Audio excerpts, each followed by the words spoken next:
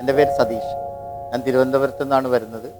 ഒരു കേന്ദ്ര government ജീവനക്കാരനായിരുന്നു. Service സംഘടനാ രംഗത്തൊക്കെ പ്രവർത്തിച്ച് ഇപ്പോൾ റിട്ടയർമെൻറ്റ് ലൈഫിലാണ്.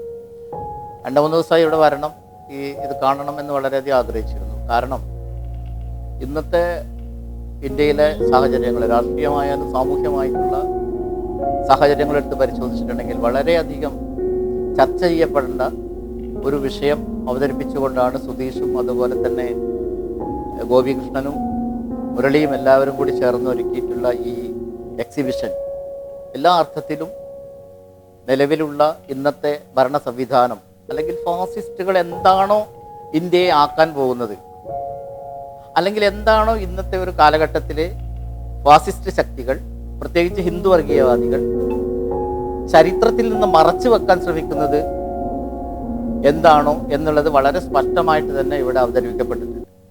അതുകൊണ്ട് തികച്ചും കാലിക പ്രസക്തിയുള്ള ഈ ഒരു സംരംഭത്തിന്, സുധീഷിൻ്റെയും കൂട്ടുകാരുടെയും ഈ സംരംഭത്തിന് എല്ലാവിധ ആശംസകളും നൽകുന്നു.